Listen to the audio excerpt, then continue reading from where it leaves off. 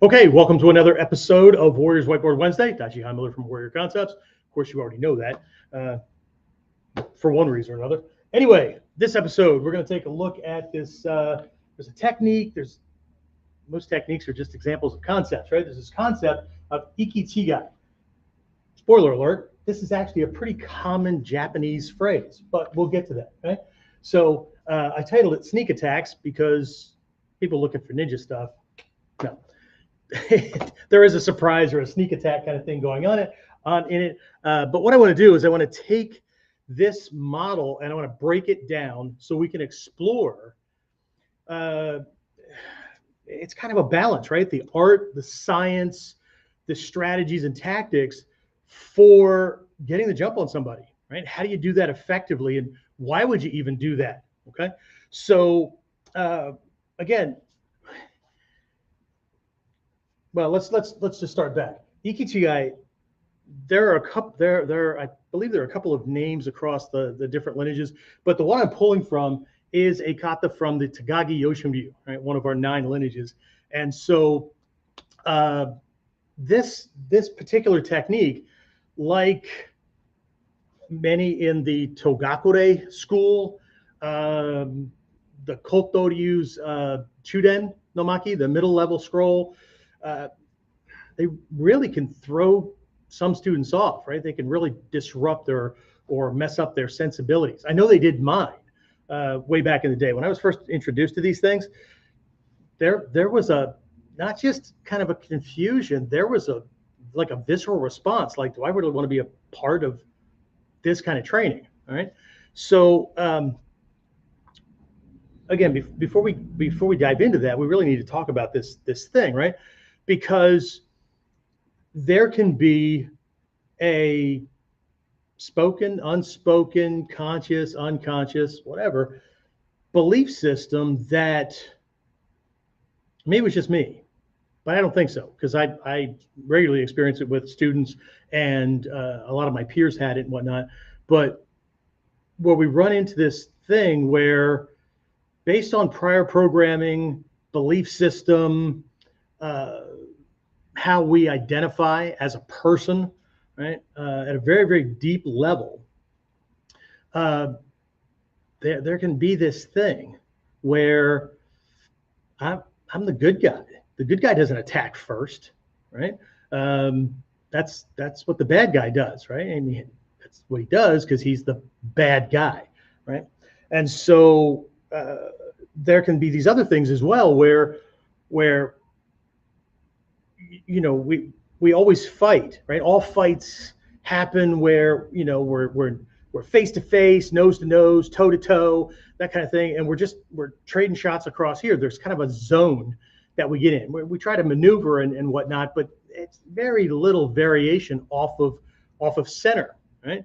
And this is actually something I'm going to cover during this Friday's class, where we're going to take a look at how options can change by simply moving a third to half the body width off center for each other, and how that can change things, how that can manipulate the situation, give him options that he thinks like it's free will kind of thing, but you gave it to him, or you just have to adapt to this off center kind of thing, and it will throw off, right? As an advantage, it'll throw off most experienced fighters, because again, they're used to doing it like this, right? As though, like, all fights tend to happen like the high school hallway, or, you know, the fisticuffs in the parking lot after school, or whatever, right? Again, this tends to get in there because this is what we see in sport fighting, in competitive kind of things. But I can tell you, after almost a decade working in federal law enforcement, most of it as a military cop, which just means that 70% of the people I arrested were trained killers, that when we're talking about attacks, right, when we're talking about real life, right, that's not always the case, okay? We need to recognize, right, that outside of that rule-laden sport environment, or that belief system that, because that's what we've seen, right? In the past, I've talked about this psychological wiring that we have that is called anchoring bias. What that means is the first exposure we have to any given thing tends to lock that thing in as the thing that we compare everything else to. And unfortunately, the judgment call is that everything else is wrong because the first way we saw it had to be right. Okay.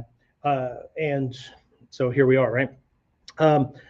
But the reality is that outside of a rule-laden sport or contest or whatever, anything's possible, anything can be done. And like the old adage says, all is fair in love and war, right?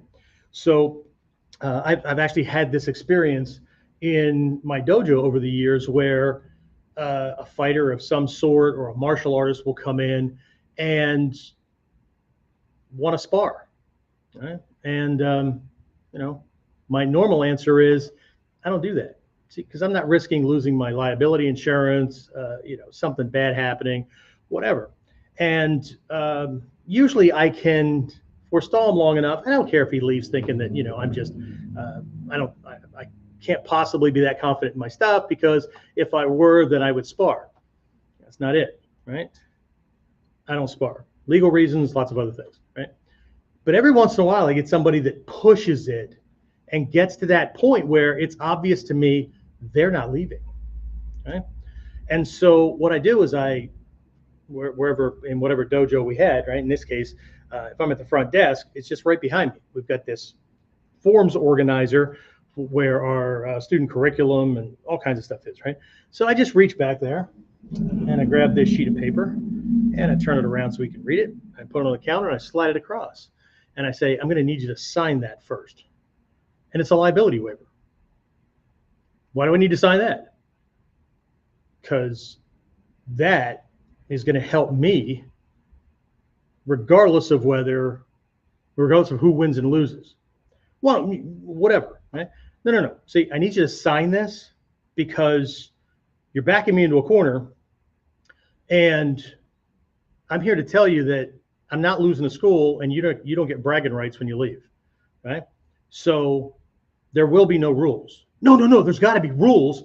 Well, then, see, you're turning this into some kind of contest, right? Because if your eyeball gets near my thumb, I promise you I'm going to have a wet thumb and you're going to be able to see less, right? Sign that. Nobody's ever signed it. But the ones who need that reason, I say it's quite simple, right? No matter who wins or loses, this is a win-win for you and a lose-lose for me, even if I win.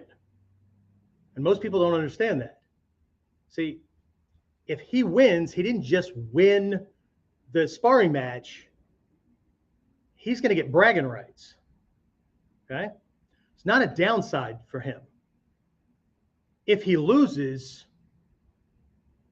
regardless of the gentleman's agreement, he can sue me for damages. Win-win. On my end, if I win the battle,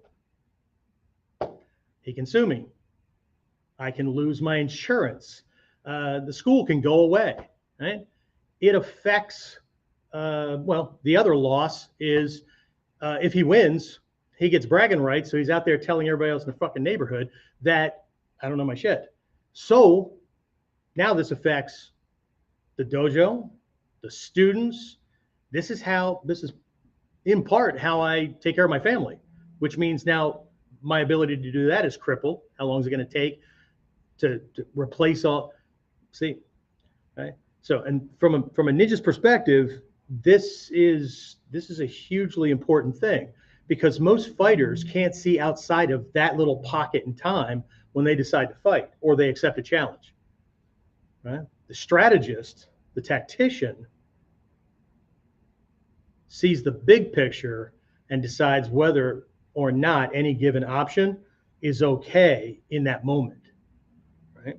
So this should point, this little story here should point more to the reasons why and the thinking and the strategic processing that ninja use, or any master warrior, right?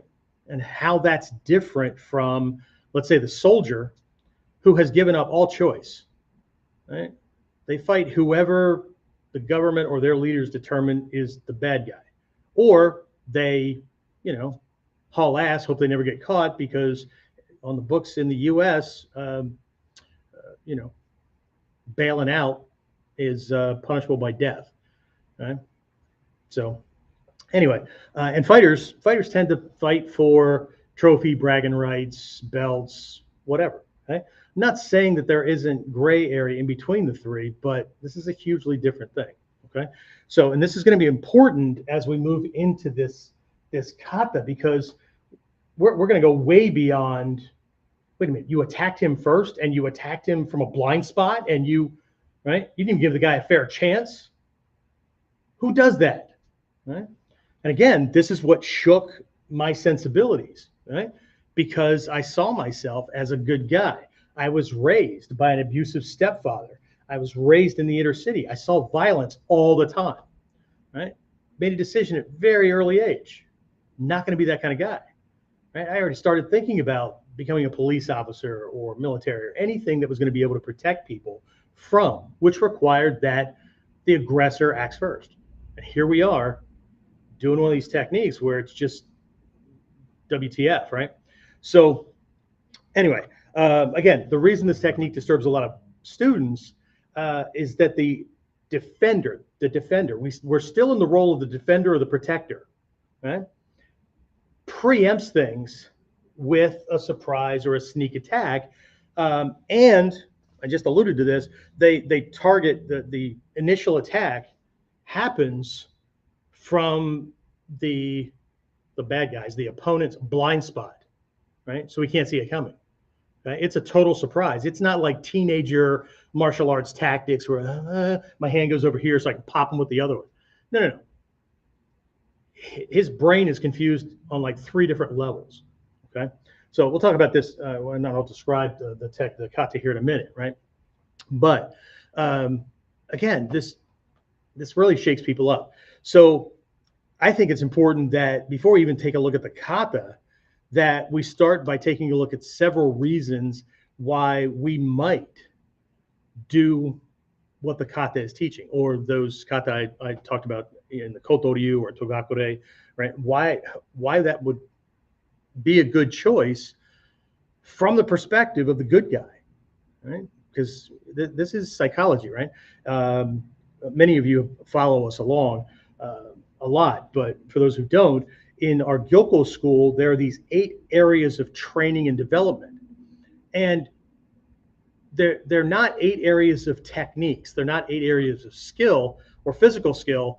The physical skills and the techniques and the parts of them get broken up into these different areas, okay? Like the science of using the legs, science of using the arms, the eyes, that kind of thing, right? But one of them is called Seishin, right? Seishin.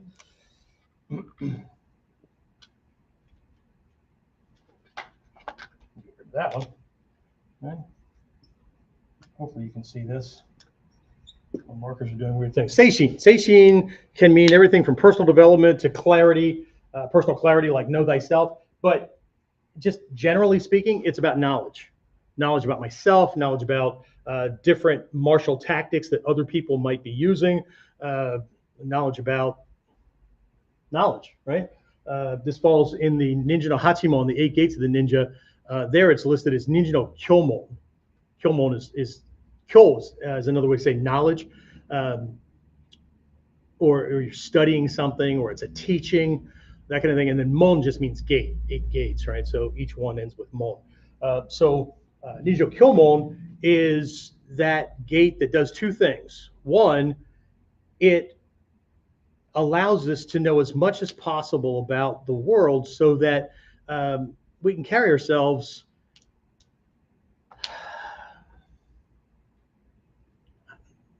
I'm going to use a term here, and I know it's going to ruffle feathers, but I don't care. We can carry ourselves as a classy or high class person. And I don't mean that we have to be dressed in a three-piece suit and walk around with a nose in the air. And it's not about that. It's about knowing things, right?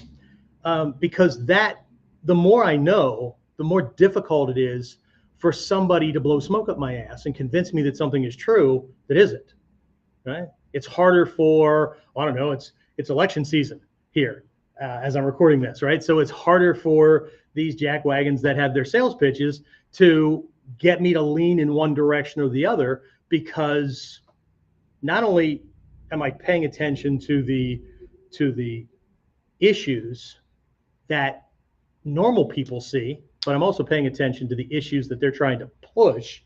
And I got really good at sales over the years. So I hear a sales pitch when I know a sales pitch when I hear one. Okay. So the ability to decipher it. And two, it's a neutralization for the other gate. I think it's gate 6, gate 6 or 7, Ninja no Uge, which is deception and manipulation. Right? We're supposed to be doing the deception and manipulation. Okay. But if we're dumber than a rock, or martial arts is my life, and that's, I barely know more than how to feed myself, wipe my ass, and whatever, then it's going to be really easy for somebody to just get me to do shit, right? And then I'm going to resent it later, except that I was complicit in my own ass kicking, right? So anyway, all right. Before I jump into the rest of this, again, like, share, subscribe, help me get the word out about this stuff. I'd really, really appreciate it. I know this is free content through whatever platform you're listening to on it or watching it on, but I'm going to ask as a form of payment that you help other people discover it. Okay. That's it. All right. So now the admin stuff's out of the way, I want to give you some reasons why we might choose to preempt an attack, to go first, right? As the defender, as the good guy. All right. So first one, right? Actually, you know what? Now that I'm looking at this thing, I keep backing up and turning around on you, and I apologize. Keeps you off balance. So let's take a look at the kata name and the kanji first, right? So we'll close that loop, right? So the kata, again, is called ikitigai, right? Ikitigai. So this is the kanji for ikitigai. This first one here is the kanji for iku or yoku, right? Two different pronunciations, okay? And then chiga,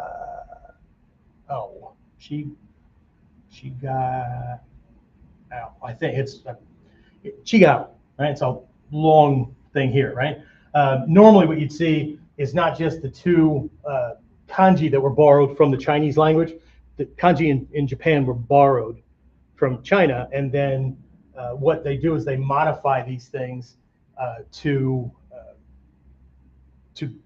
conjugate it, right? So this is iku, right? So how do you make it iki? Well, you put the kana for iki, for ki after it, right? I'll take up all my space here, okay? Same thing with chigai, right? There'd be this kana afterwards to conjugate it, right? So again, I'm saving space, okay? So what we have here is that iku or yoku means difference or different.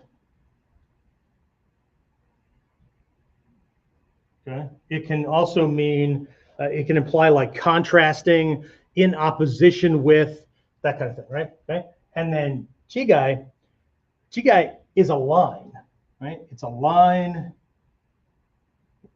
Doesn't mean path, but it implies a line, because we're talking about going, a journey. Not the old rock group. I'm old, so although good music. Anyway, so what it does is it gives the meaning of going in opposite directions. Okay, so to differ in thoughts or opinion, to meet but not connect. Okay? Generally, just conventionally speaking, to pass by.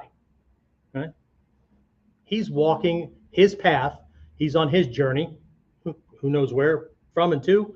Doesn't matter. I'm walking my journey to and from, and we end up meeting at a point in space and time, but we don't connect. What that means is there's a point, click, where we met, but we're going in opposite directions and we don't connect, right? If we're having an argument, we have a difference of opinion, difference of thought, whatever.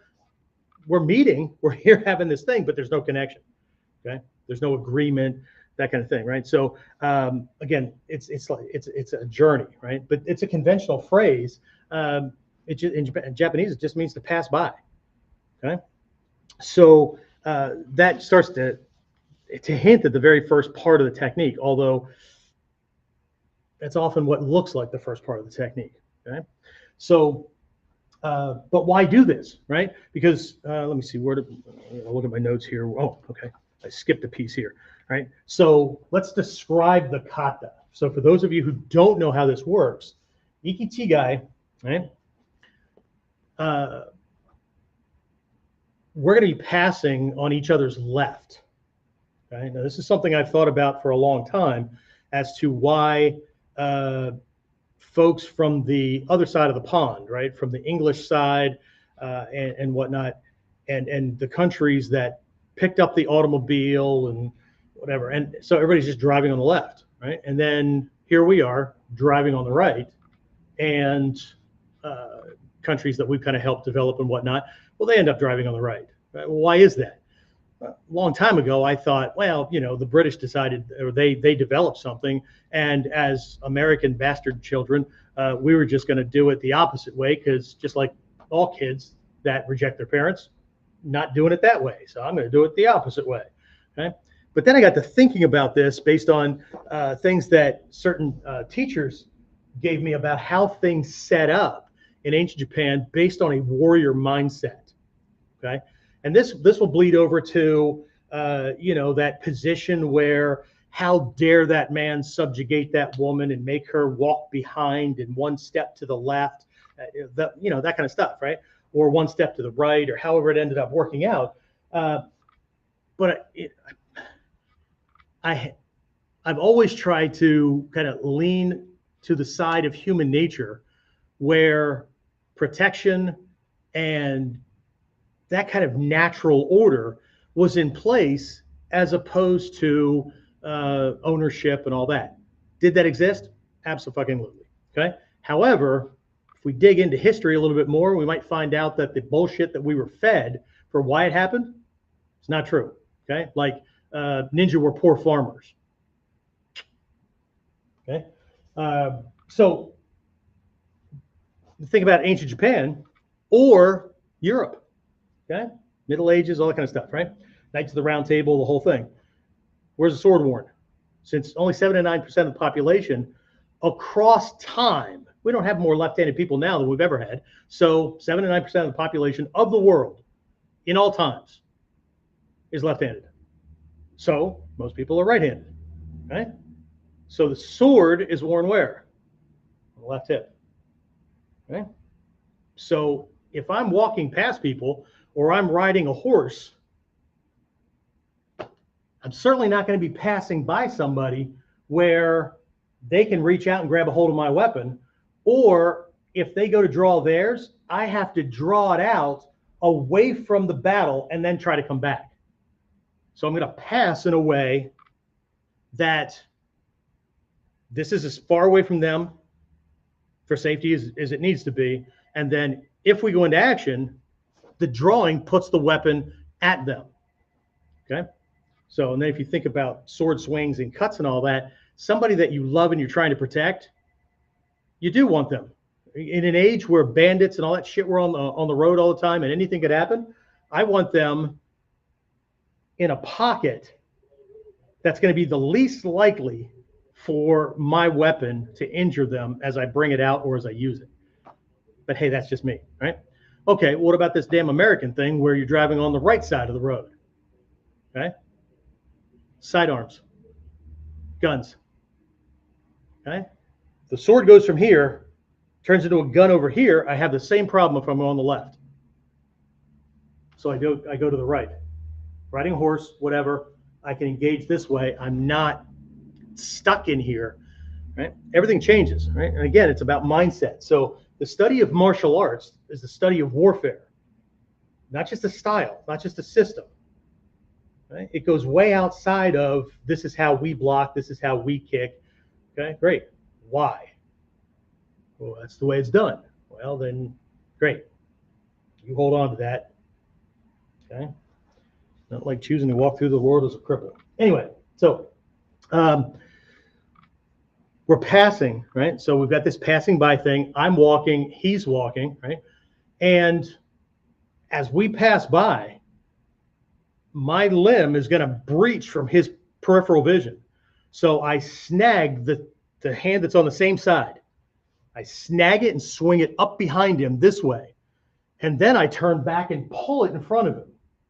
And then from there, I turn back again and ram my elbow into his upper arm that drives him down onto his seat, right? Gets him to fall on the weapons that are on his belt and stuff. And then I can do whatever to finish. If I were a ninja, I can fucking take off. If I were Takagi-Yoshin, they were samurai, so bang, hit it. See, I use my right arm to hit it and take him down.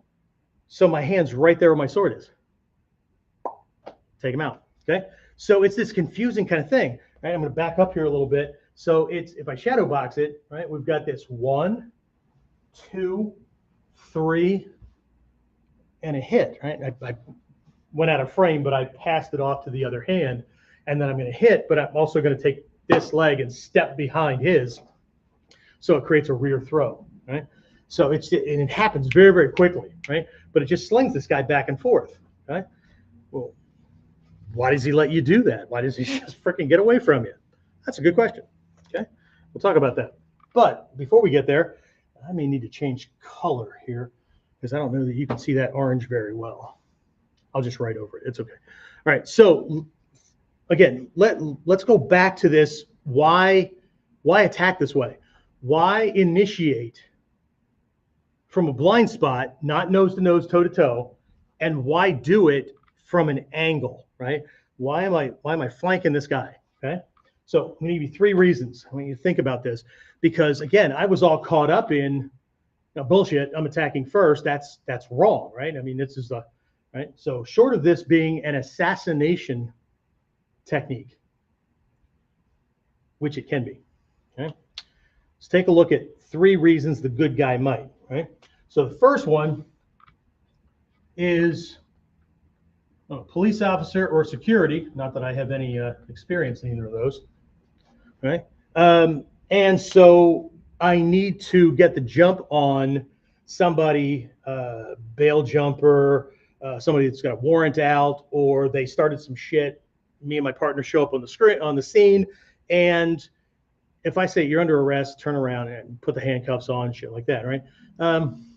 They're not going to do it. Okay, they're already verbally, maybe even threatening to be physically aggressive. Maybe they already have been, and it's not going to work so well. Okay, maybe I was the backup. Maybe I rolled in as backup. This other officer was already on the scene, and they're already dealing with what they're dealing with, and I have to move in. Okay, so I don't care how it happens. Something is distracting this guy. Could be the one partner who's engaging them, right?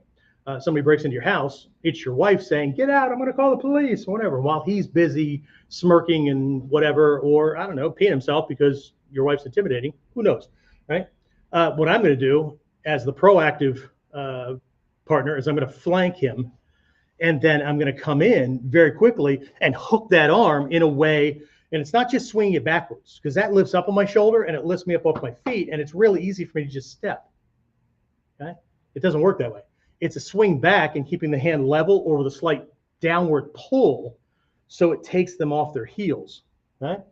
So again, and then the rest of the sequence. We'll talk about the rest of the sequence here shortly. Right. So police or security need to get the jump on this guy so that we can get him into a restraint position, get the cuffs on, that kind of thing. Right. Or you need to put him on the floor face down, get your knee in his back or whatever, so your wife can call the cops.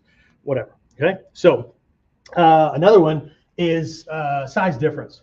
Okay, he is you know it, right? And maybe you just know this guy's reputation, right? And or let's do this from a bodyguard position or perspective, because at a certain period of time, the Takagi-Yoshin school was bodyguard school. Okay, So if we're looking at Takagi-Yoshin, we can look at it from two primary perspectives. There are others, but we can look at it from two primary perspectives. The first one is that this bodyguard school. You'll hear this a lot or see it on the internet and whatnot, right? So bodyguard school or bodyguard. It's a bodyguard system, right? So the target of the aggression isn't me. I'm the protector, but this guy's barrel assing toward somebody that I'm either supposed to be protecting, I love and will protect, or I don't know what the hell he's up to, but this person back here is going to get creamed here in a second. So maybe I'm standing still and he passes by me. It doesn't matter. There's different ways to translate how the passing by is occurring, right? But as he goes by, right, bigger, whatever, right? I could step in front of him, but now he knows and he has a heads up. If you warn the opponent that you're coming and you posture a certain way, you're always feeding information, okay? So from the ninja's perspective, if I take up a certain kamae, that's not what I'm going to be using, okay? And this is in the basics, right? In the Gyoko school, which everybody thinks is a samurai school, but it had a back door for ninja, right? Think about this. You did Jumonji no kamae, okay? But what kamae is the kata done from? Okay. Smoke screen. Look at all the targets that are open, except that when he comes, I'm attacking and I'm doing the technique from Ichimonji no kata, Ichimonji no kamae. Okay. Interesting, yeah? Okay. So bodyguard kind of thing, but the point is that he's bigger, he's stronger, he's better. For whatever reason, you can't meet him head on, right? It could be physical stature, musculature. You know about this guy's skill set, whatever, right? Or you don't want to give it away, right? Or you're late in time. Again, I'm giving you three, but there's lots of reasons why this would be something, right? Okay. And we could make an argument about, well, he really started the shit first. Okay. So he initiated it. Just because he didn't throw a punch didn't mean that he didn't initiate the aggression.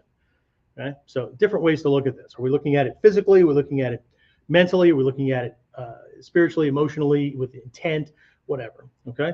And then the third one, he has weapons. Okay. He has or may have weapons. Okay. Okay. So when we do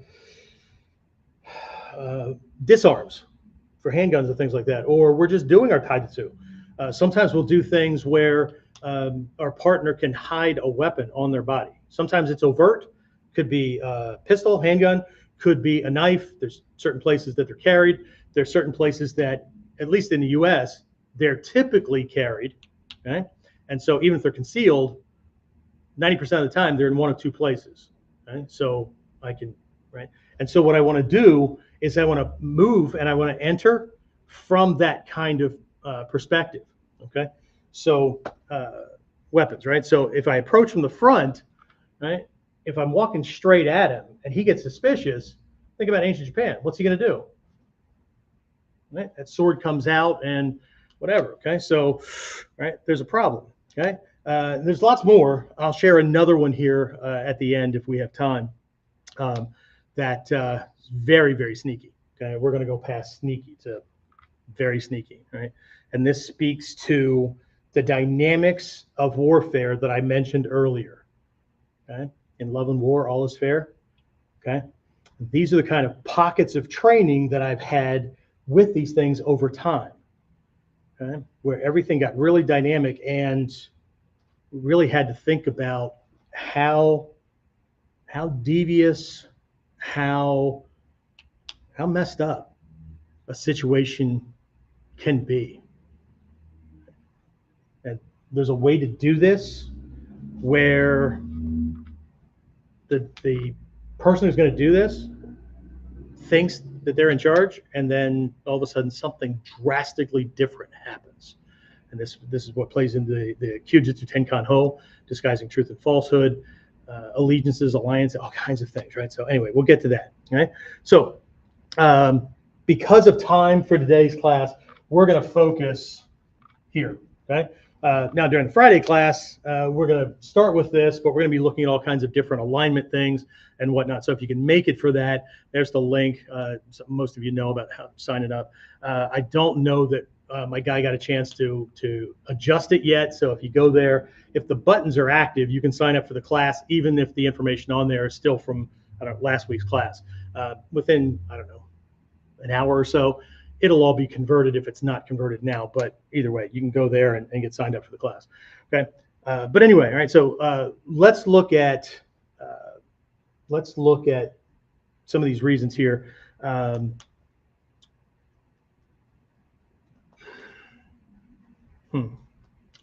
Let's look at this thing where we're starting before we even engage, right?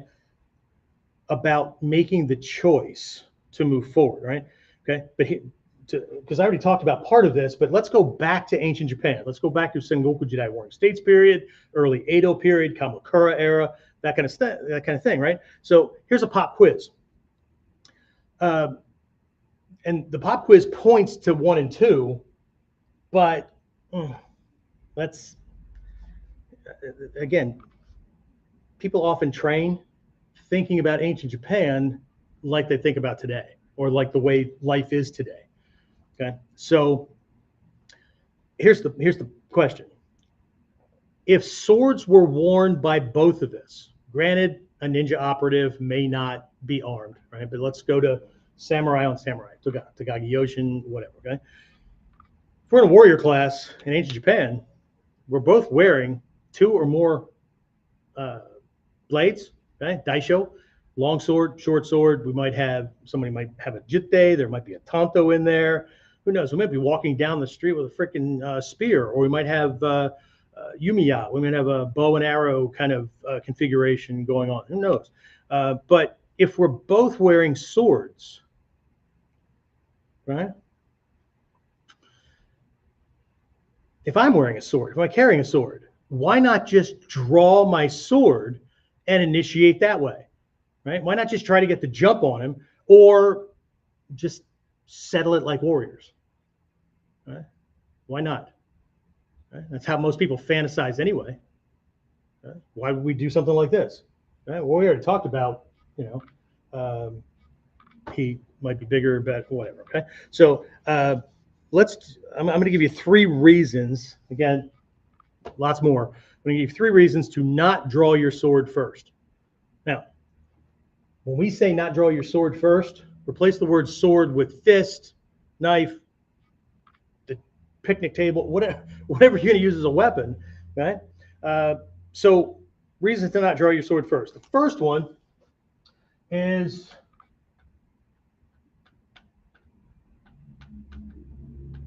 he'll draw his.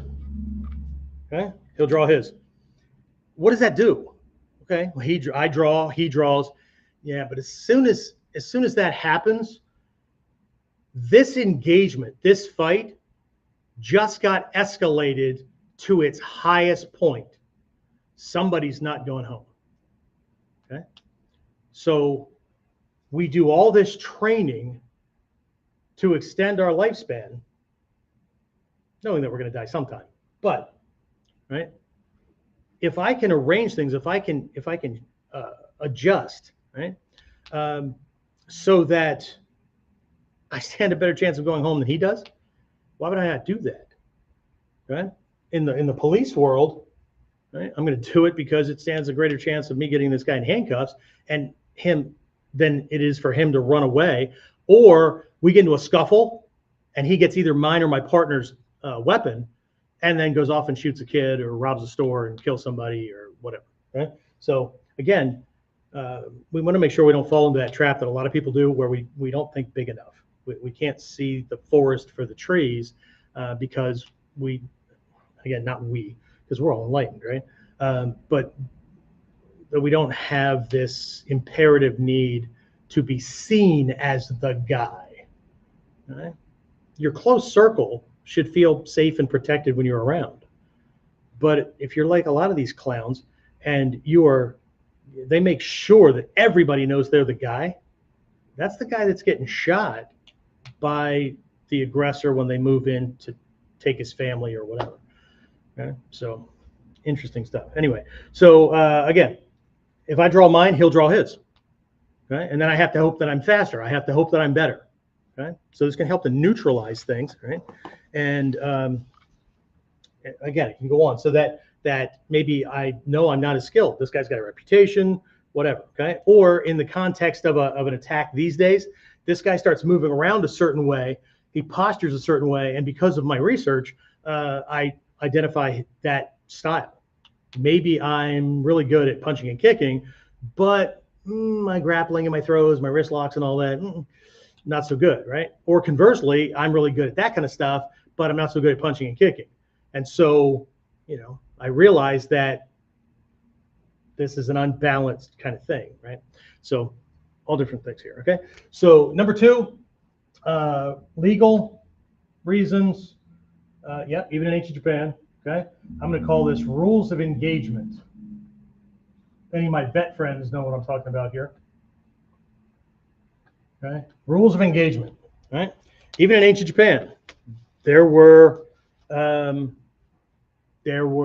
legal reasons for doing things and not. And sometimes they were written and sometimes they were unwritten.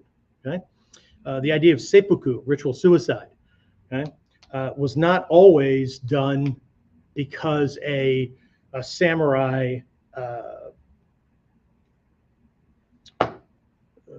I don't know, spoke out of turn, offended somebody, whatever, and they were making amends.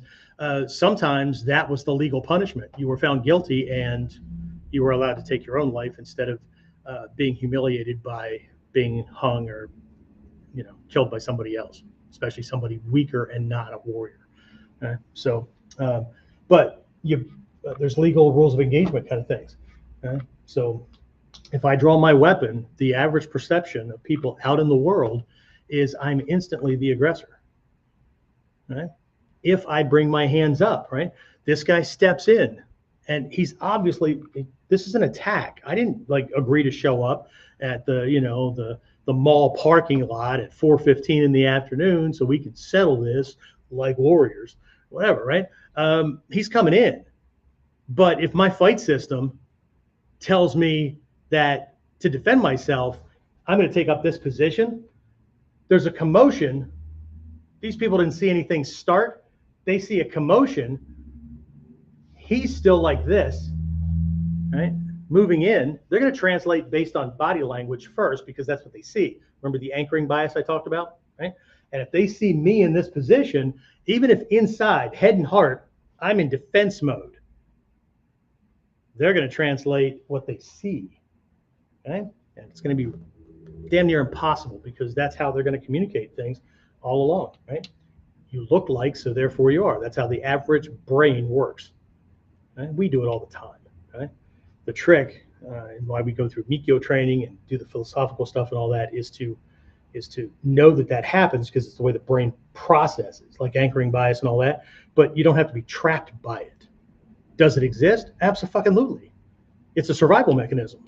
But somebody who's not worried about getting eaten by a saber-toothed tiger every damn day, we can override that and recognize that it may not be what it originally appeared to be. And who said that mom and dad were right anyway, right?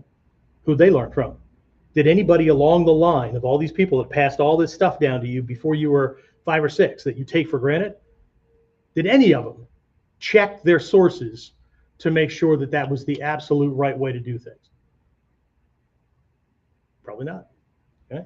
Same thing with martial arts, same thing with fighting, right? So reasons to avoid: pulling my sword first. He'll draw his. I could have a witness problem here. And the other one I'm going to give you for today, I'm just going to title Ninja Invisibility. Okay, Ninja Invisibility. In the Togakure school, there is a lesson, right? Kind of a rule, right? That if a ninja has to draw a sword, he's already lost.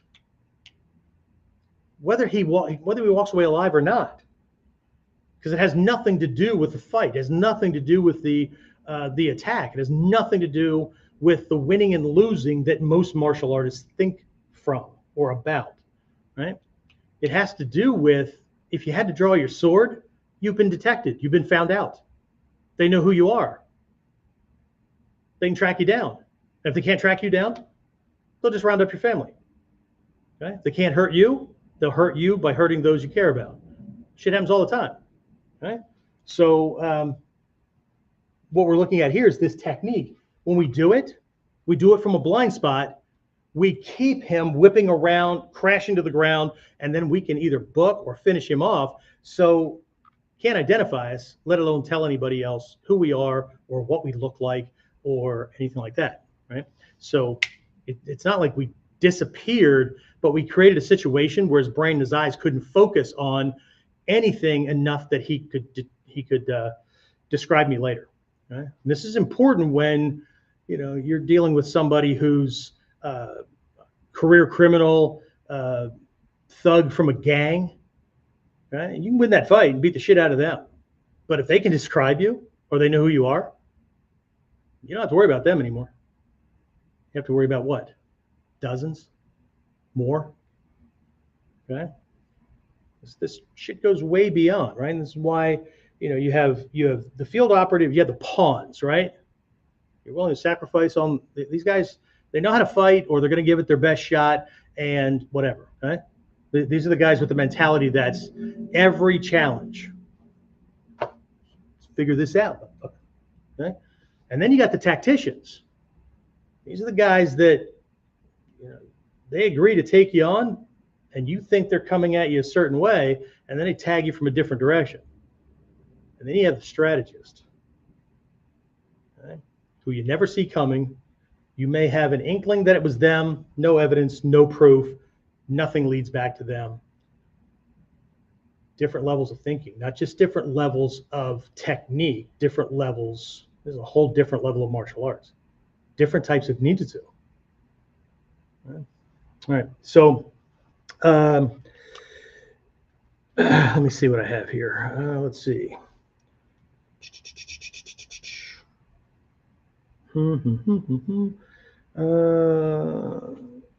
Okay, so let's go back to the ikichigai kind of thing here, right? So the actual ikichigai passing by, right? We're gonna look at this from two different parts, two different sides, and I know I split the one here, okay? So this is about the reason for passing by. We already talked about the reason for not meeting toe-to-toe or initiating or whatever, because you just tell him, right? Now he's on guard. Now he's watching for shit. Now he's, right? Okay. He has a level of control. Now let's take a look at this walking by from the side. And that's really what you are doing. You're not taking up any stance or whatever. You're literally walking, okay?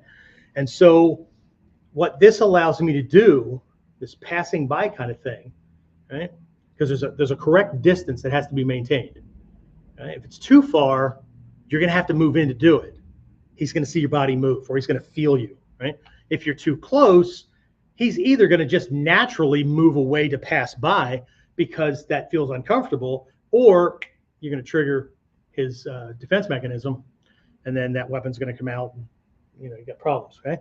So it allows me to align my arm, right, with just a natural arm swing with his, so I can catch it with no tell, right, when I initiate, right? It should look like and feel like to you, him, and anybody observing that it just happened, and it might even probably going to be written off as an accident, right, until the rest of the shit happens, okay? So it allows me to align and get into position. So what I want to do with this is I want to talk about a couple of these parts of the technique and what doing it a certain way allows you to do. But I also want to suggest that there's a couple of skill sets that if you don't have those, this will never work. Okay? No matter how good you can do it in the dojo. Right? So it allows me to align this stuff. So it's just a physical alignment, that kind of thing, right? It looks like it just happens. 2, it looks innocent. Okay? It doesn't trip his defense mechanism, right? Because I look like everybody else who's been passing by him all day long, every day. Right?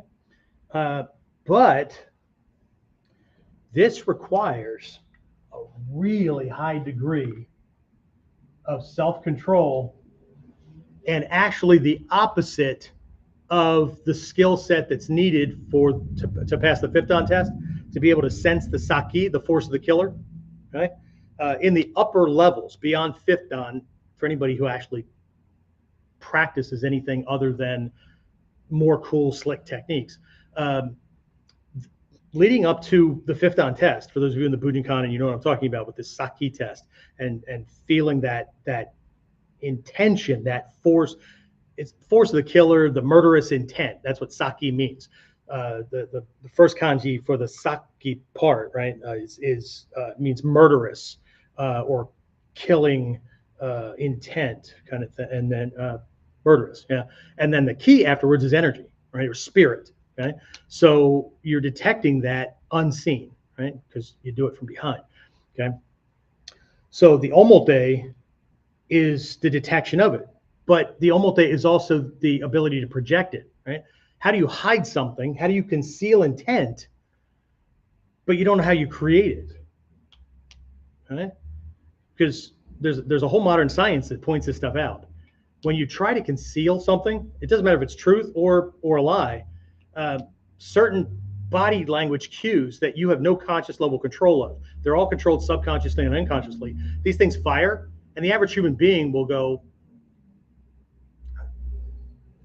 I don't know what it is. Just something's off.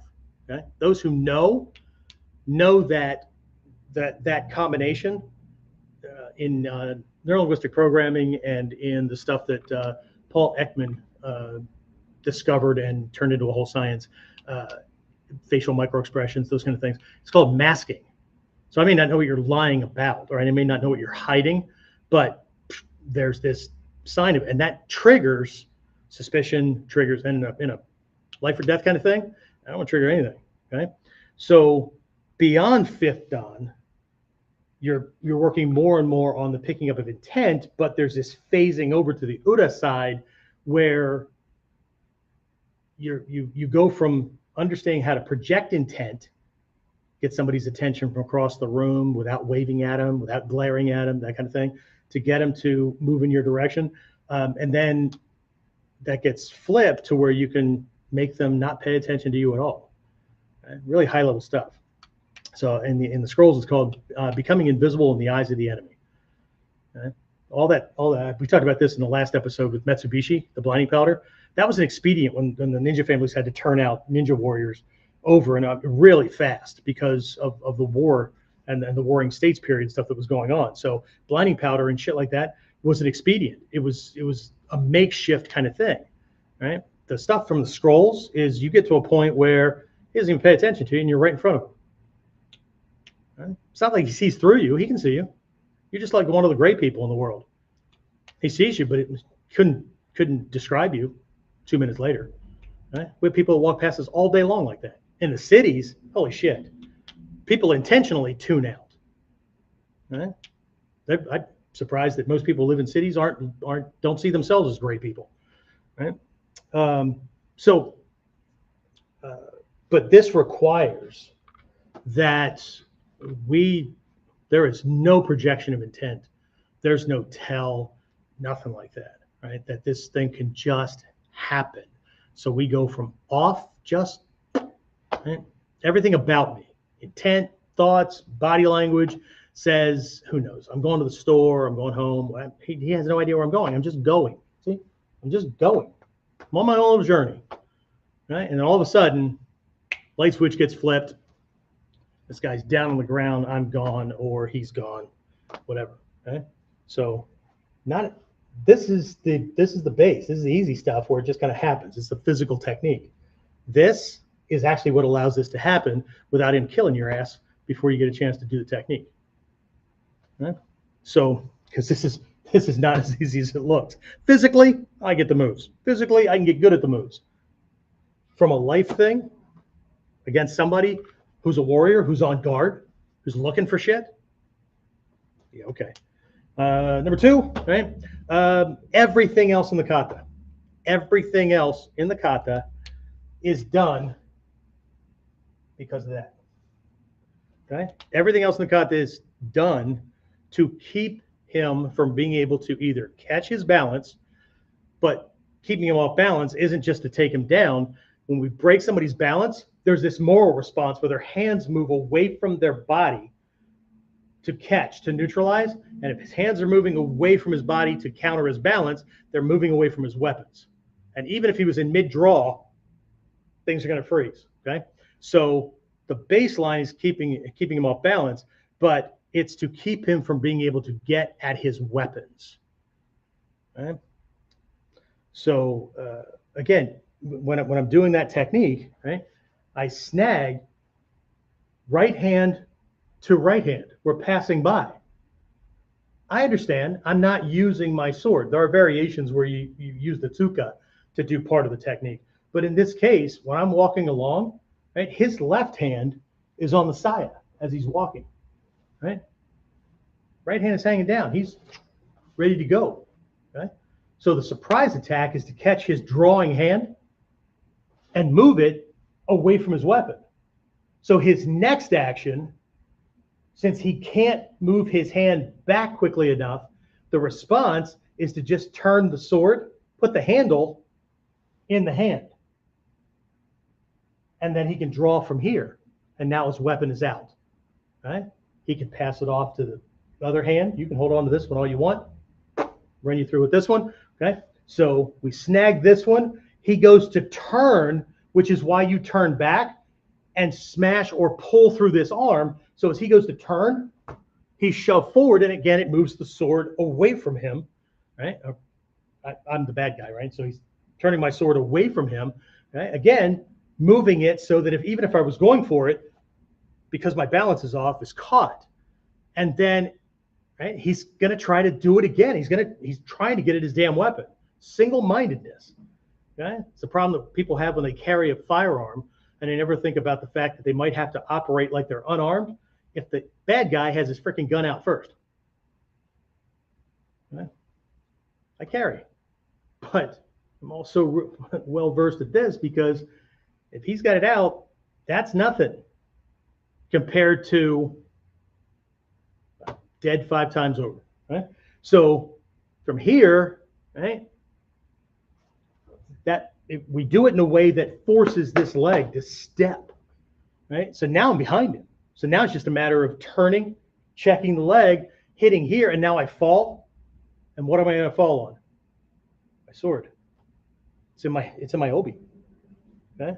So this is the problem. We don't see this when we're training unarmed because we believe that this stuff was done unarmed. Maybe. It's possible. But if we understand Japanese history, it's not likely. Unless we're in a room. And that's the other thing with Takagi-Yoshin that I mentioned earlier. Half was the bodyguard stuff, but the stuff that most people don't talk about is Takagi-Yoshin has small movements and drive people straight down to the ground instead of slinging them or throwing them. Because Japanese society, small people, small buildings, low ceilings, small spaces. If I throw them too far, I just put out a hand up against the wall and stop the whole technique from happening.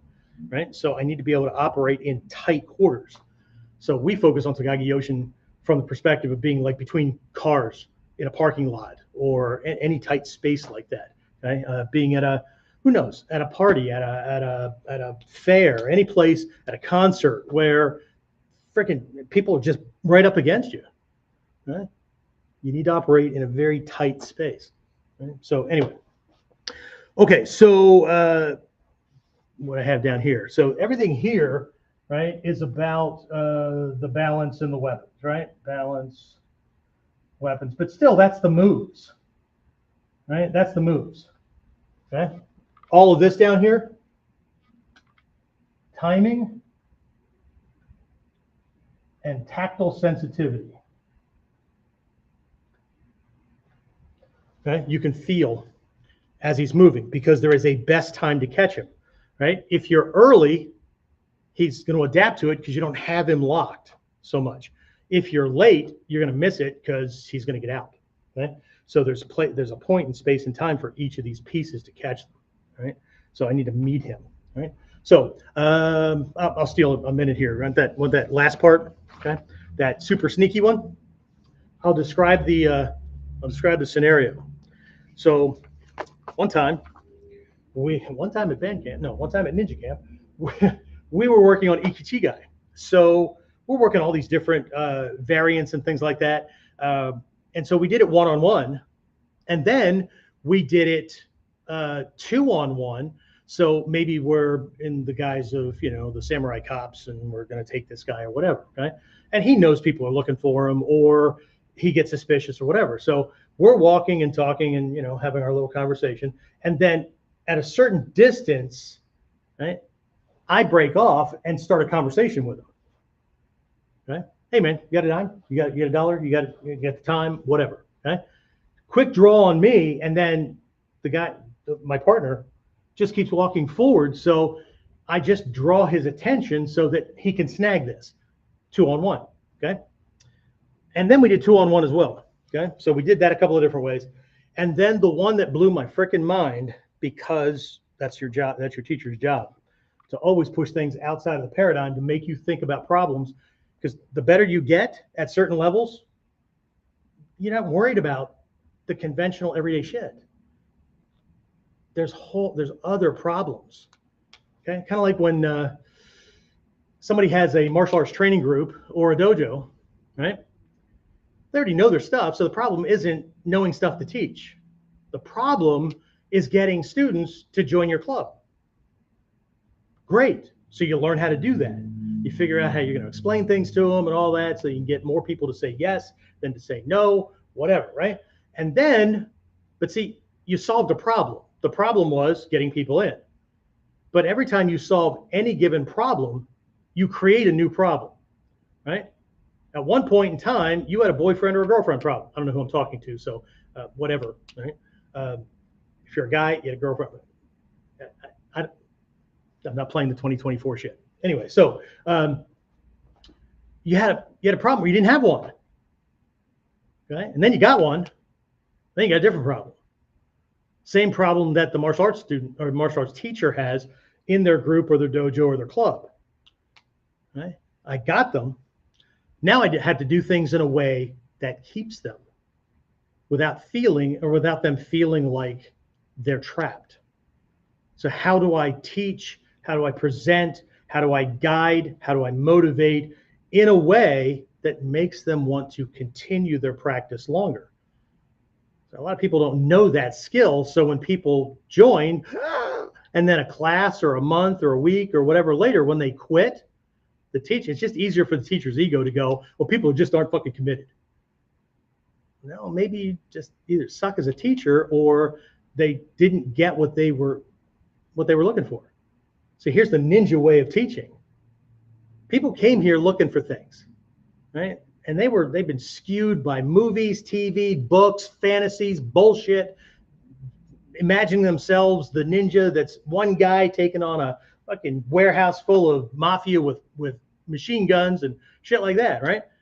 We know it's not true. We know that's pretty much bullshit, right? However, they came here, and there's going to be certain things that satisfy that need. So without watering down, bastardizing, or whatever, what I'm teaching, how do I give them what they want so they stay around long enough to get what I know they need? Way too many people have a need for them to know. And I know I come across that way sometimes too.